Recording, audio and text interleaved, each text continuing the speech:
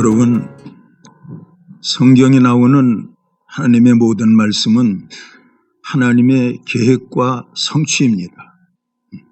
그 하나님의 계획을 예언이라고 불렀고 하나님의 계획을 언약이라고 불렀어요. 그런가 하면 그 언약과 그 예언들이 하나도 빠짐없이 다 성취된 것을 볼 수가 있습니다.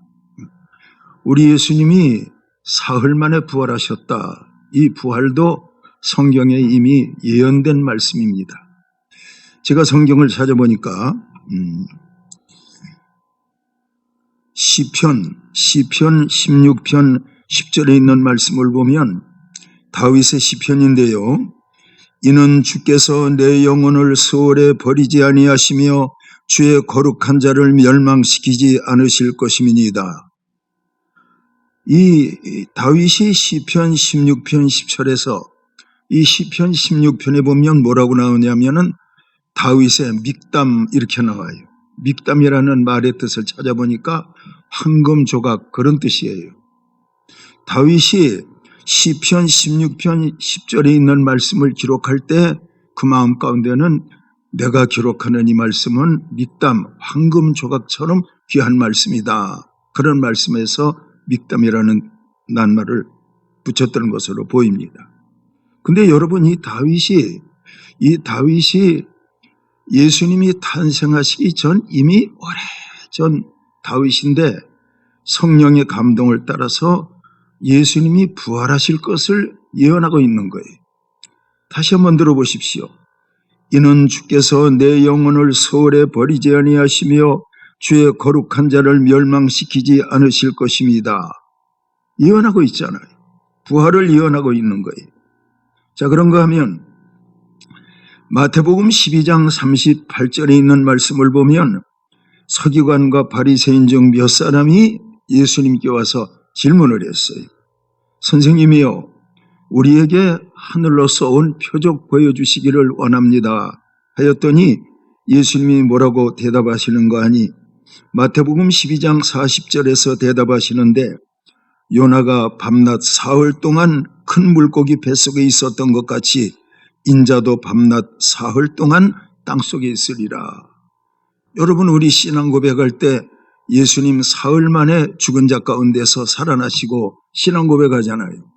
그런데 예수님이 하늘로서 온 표적을 구하는 그 사람들에게 대답하시기를 요나가 밤낮 물고기 뱃속에 있었던 것 같이 나도 밤낮 사흘 동안을 땅속에 있으리라. 영원히 있는 게 아니고 사흘 동안 땅속에 있을 것이다. 그 다음엔 뭐예요?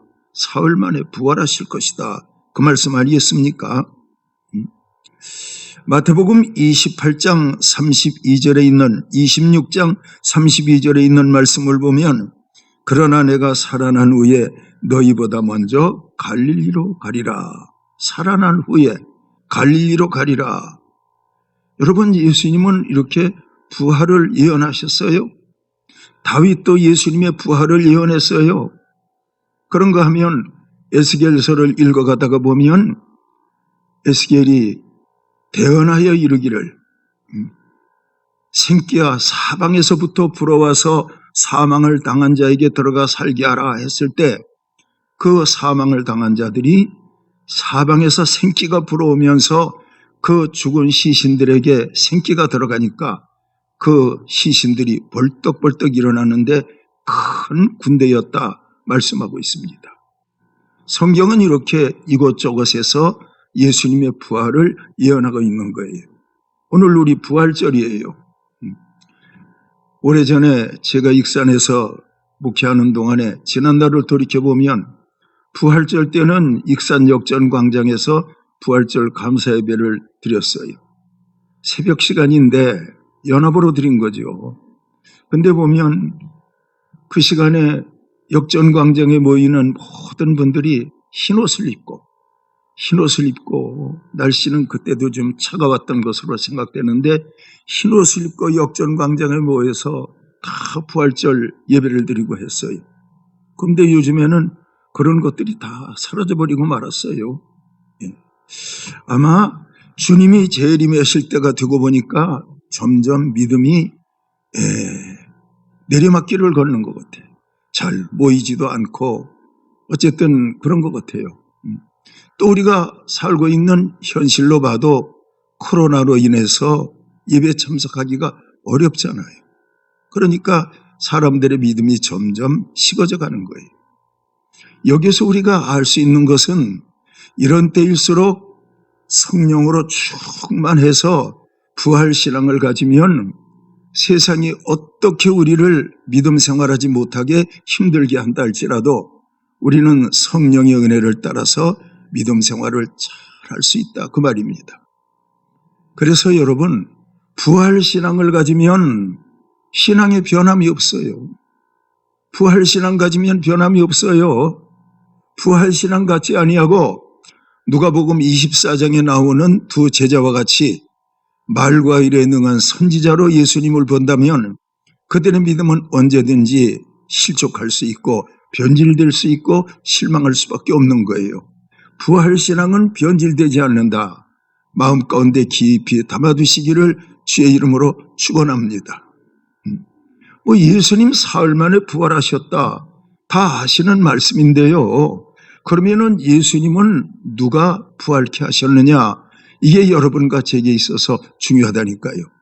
여러분, 로마서 8장 11절에 있는 말씀을 보면 예수님의 부활에 대해서 어떻게 말씀하시느냐?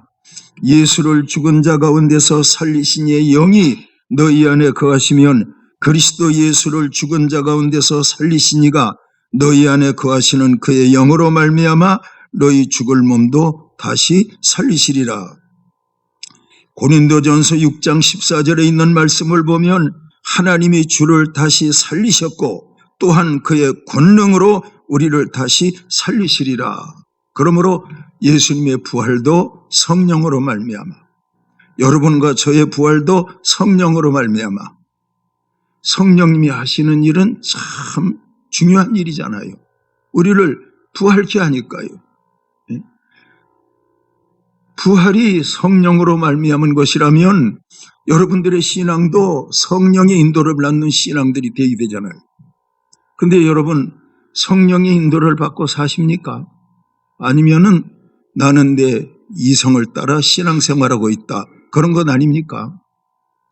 여러분, 성령의 은혜를 따라 신앙생활하면요, 이건 전천후 신앙이 돼요. 변함이 없어요.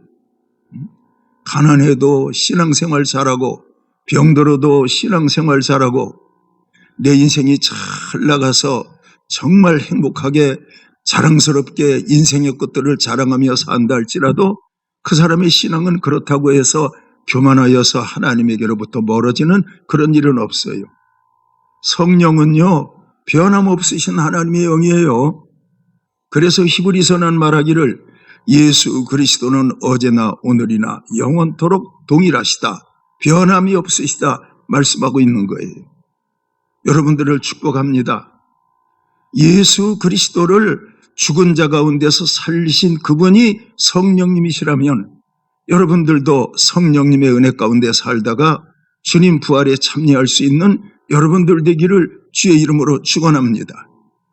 그러므로 여러분, 성령의 신앙 아니면 안 돼요.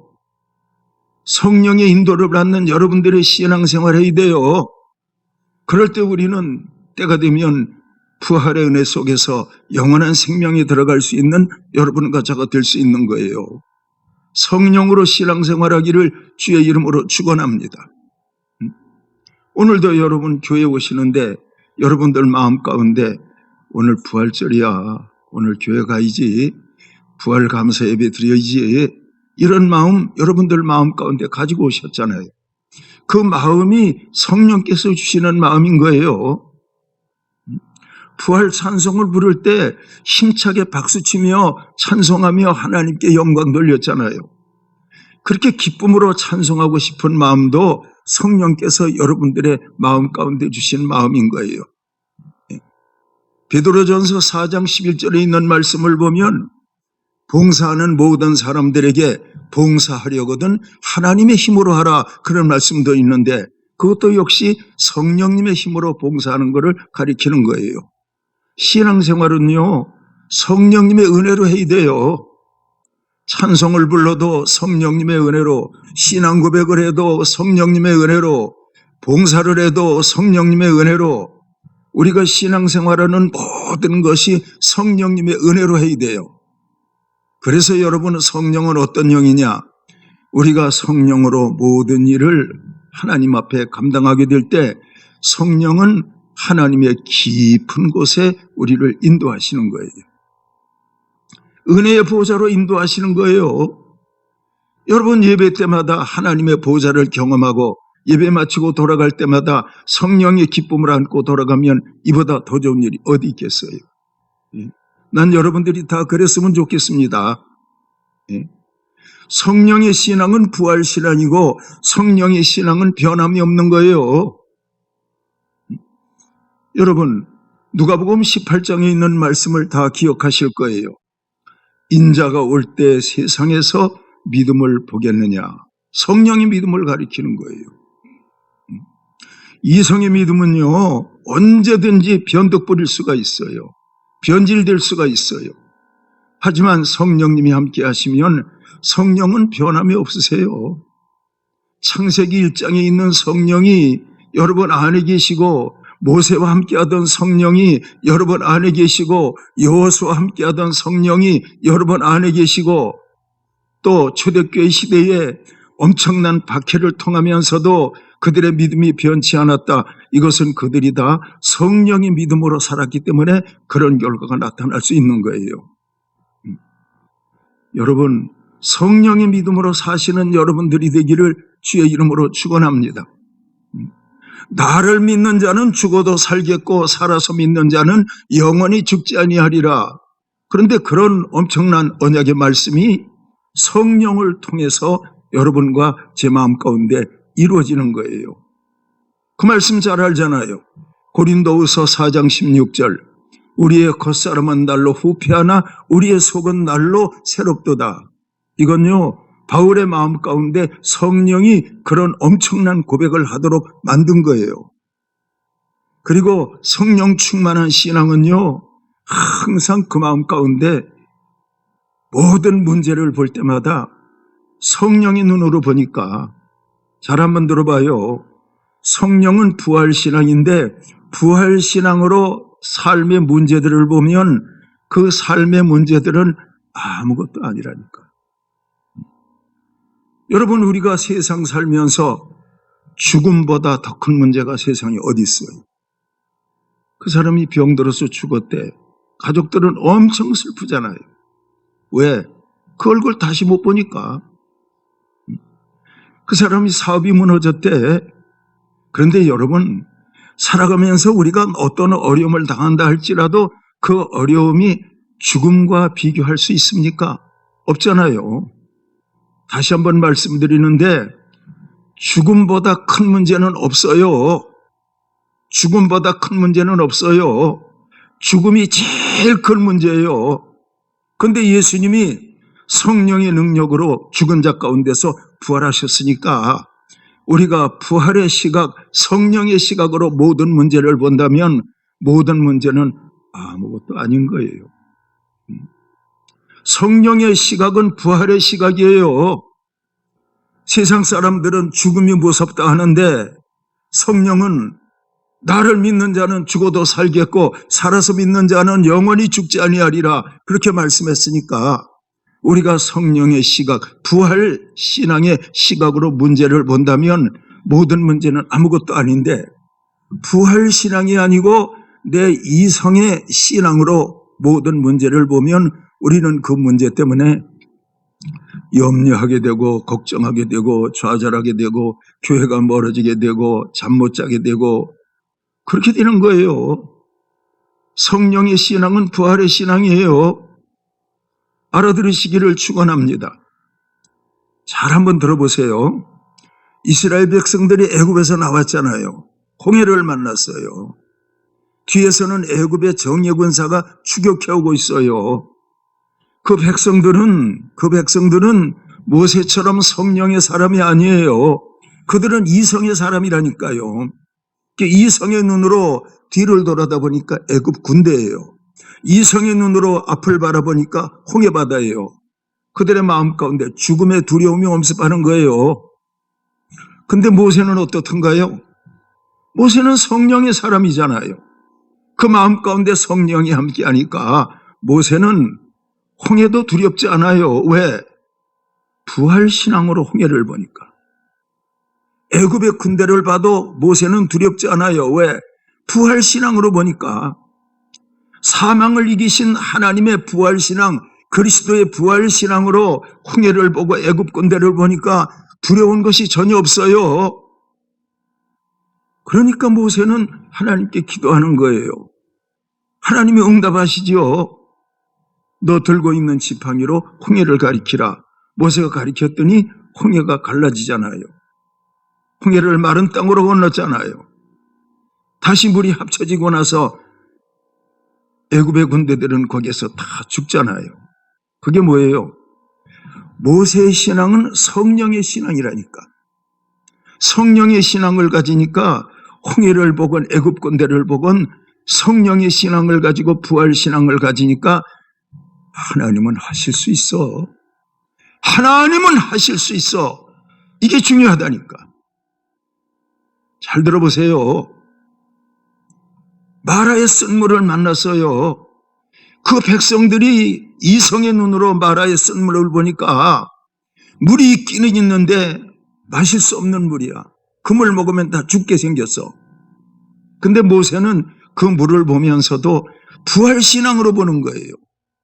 자기가 믿는 하나님을 믿는 성령의 신앙으로 쓴물을 봤어요. 그랬더니 하나님은 다 하실 수 있어. 사람으로는 할 수 없으되 하나님은 다 하실 수 있어.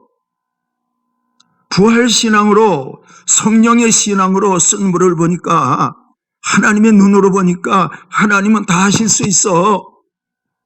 그래서 기도했더니 하나님께서 나뭇가지를 꺾어 물에 던지라 하였더니 던졌더니 물이 달아졌더라. 바로 그거예요.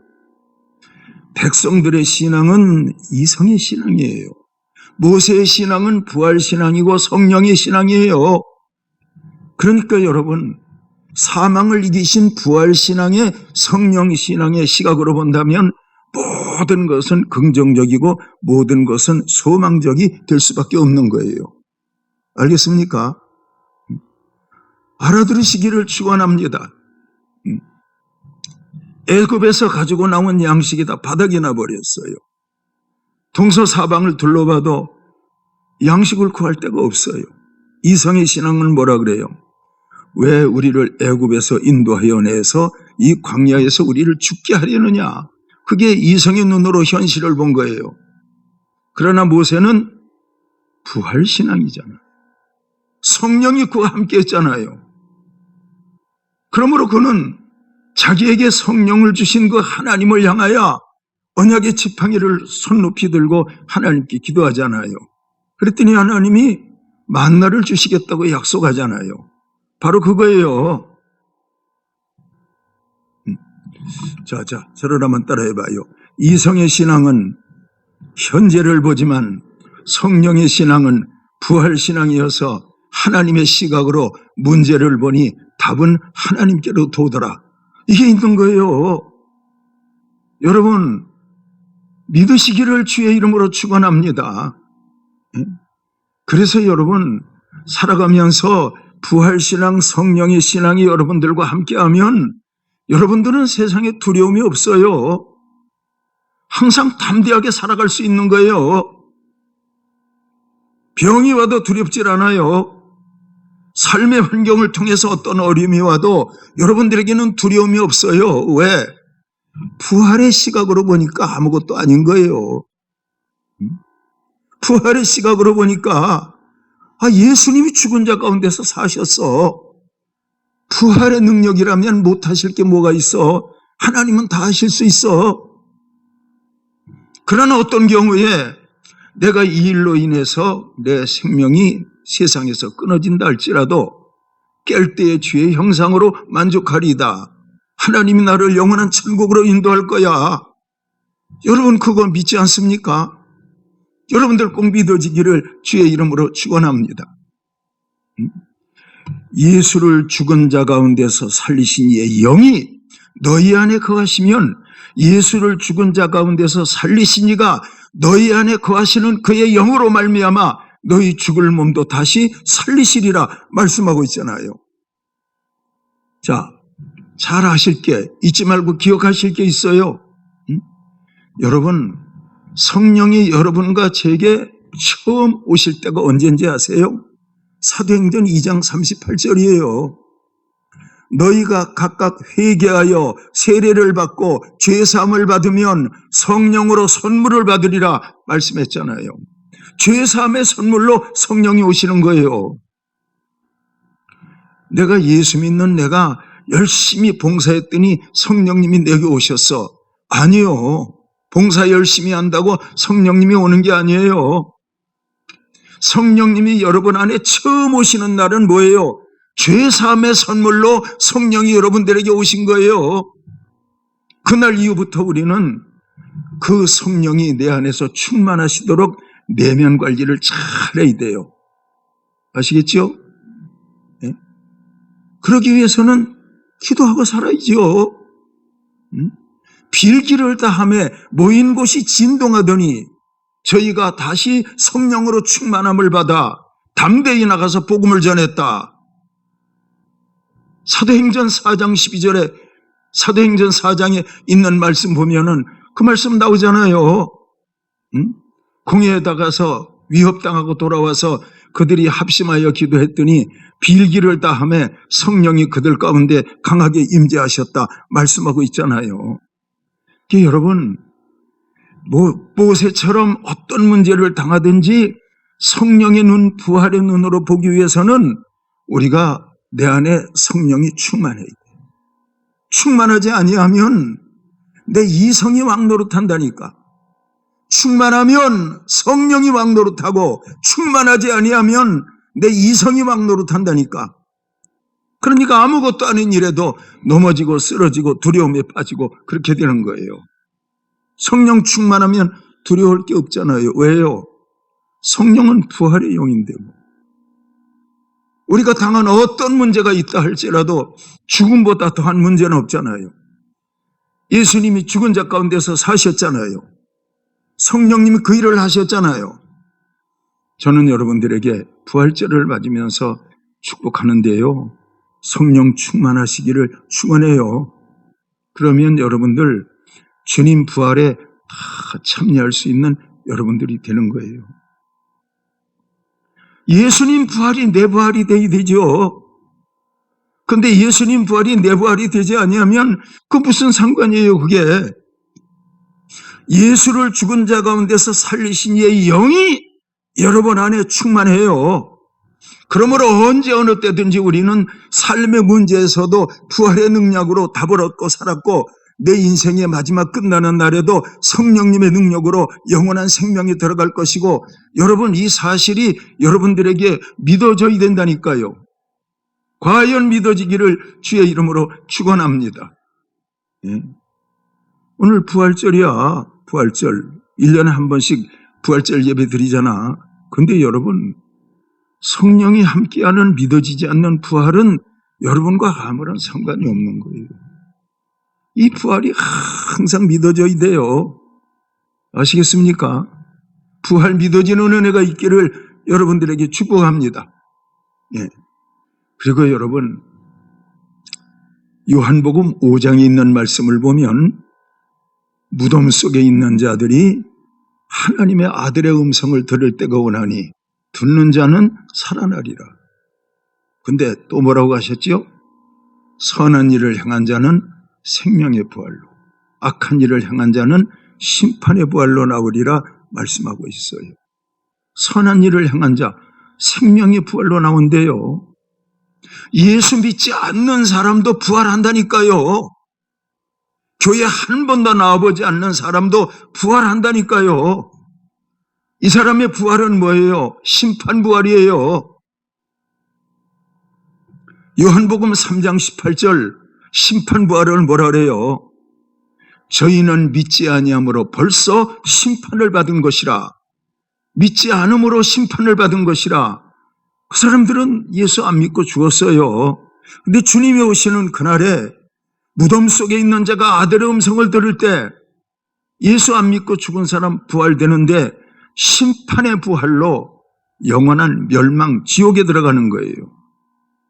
우리는 생명의 부활로 영원한 천국에 들어가는 거예요. 여러분 그거 아세요? 예수님 재림하시기 전에 예수 믿는 사람이 죽었어요. 그러면은 그들의 시신은 어떻게 돼요? 뼈가루가 돼서 낙벌당에 모셔지겠죠. 또 경우에 따라서는 선산에 매장되겠지요. 근데 여러분 뼈가루가 되던 선산에 매장되시던 어쨌든 주님이 오시는 그날에는 부활된다니까요. 심판의 부활 이거 아니잖아요.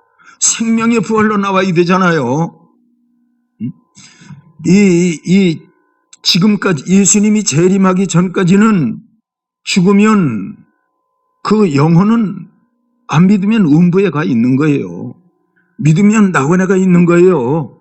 근데 주님이 재림하시는 그날에는 음부에 있는 영혼들도 나온다니까. 낙원에 있는 영혼들도 예수님이 데리고 오신다니까요.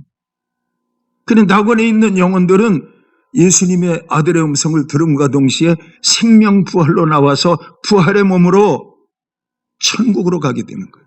부활의 몸으로. 예수님께서 부활의 몸으로 나타나셔서 제자들에게 먹을 것이 있으면 가져오너라. 그래서 음식 먹는 거 시범 보이셨잖아요. 그게 부활의 몸이에요. 그 부활의 몸으로 천국 간다니까. 근데 믿지 않는 영혼들은 어때요?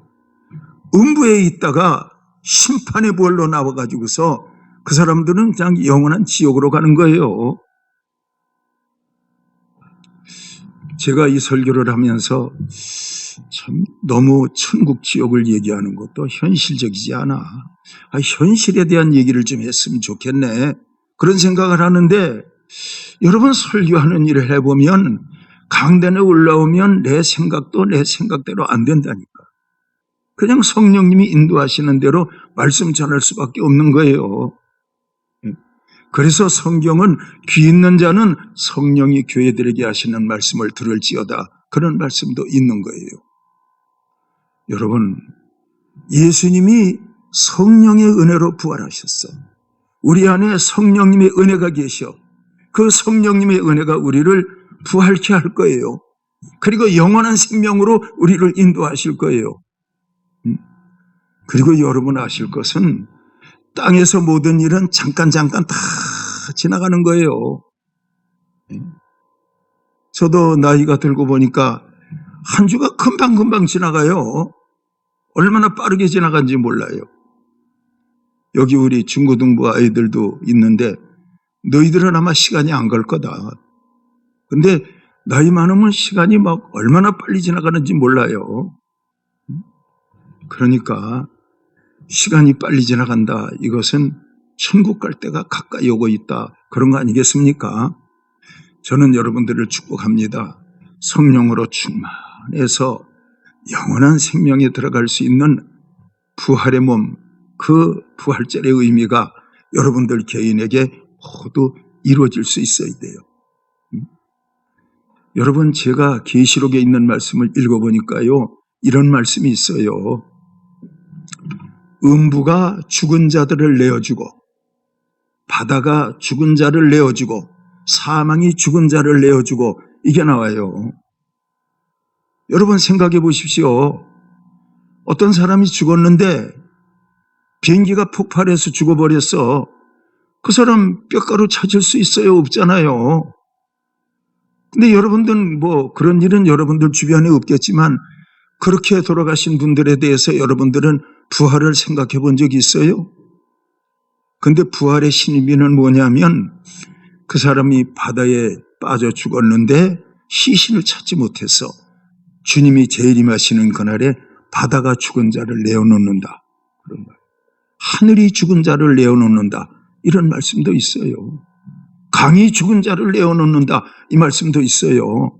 그래가지고 생명 부활이냐 심판 부활이냐 모든 것으로 다 결정되는 거예요. 그런 거로 여러분 신앙생활은요. 1년에 한 번씩 부활절 예배 드린다 이게 아니고 부활의 성령이 내게 충만하냐 그렇지 아니하냐 이게 핵심이라니까.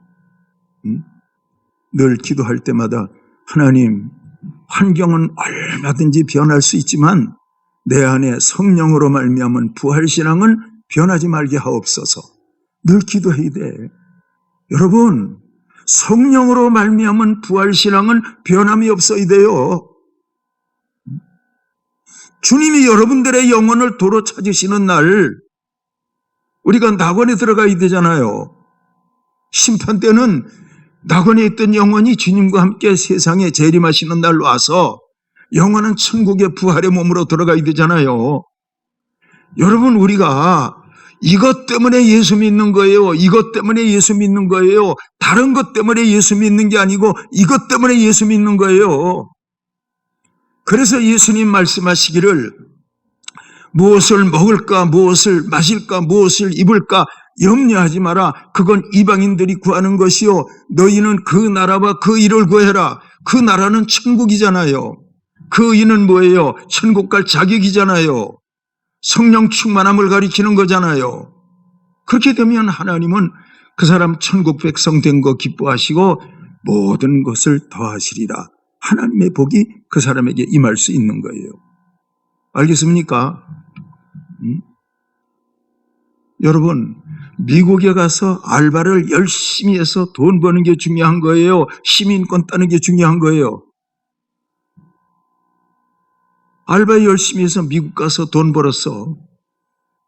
그런데 쫓겨났어. 시민권 없어가지고. 그건 아니잖아요. 우리가 세상 살면서 돈 벌고 취업하고 뭐 이런 일 잘 되고 저런 일 잘 되고 그것도 중요하지만 그러나 성령 받아서 부활신앙을 확립해 놓고 그 다음에 모든 것을 더하게 하시는 하나님의 복을 받을 준비를 해라. 이게 중요하지 않습니까? 오늘 부활절을 맞으면서 여러 가지로 말씀드렸는데 예수님의 부활은 성령의 작품이에요. 여러분들의 부활도 성령의 작품이에요. 우리의 삶의 환경은 언제나 변할 수 있어요. 슬픔을 가져다 줄 수 있고 걱정을 가져다 줄 수 있고 기쁨을 가져다 줄 수 있어요. 그렇지만 부활의 성령으로 충만하면 모든 어려움을 능히 이길 수 있고 재림하시는 그날에 우리는 생명 부활로 나와서 영원한 생명에 들어갈 수 있는 거예요. 예. 부활 신앙은 성령의 신앙입니다. 성령의 신앙은 부활 신앙입니다. 이 은혜가 여러분들 가운데 확실하게 이루어져서 부활 신앙 가지고 주님이 재림하시는 그날까지 승리하며 살아갈 수 있는 여러분들 되시기를 주님의 이름으로 축원합니다. 기도하겠습니다.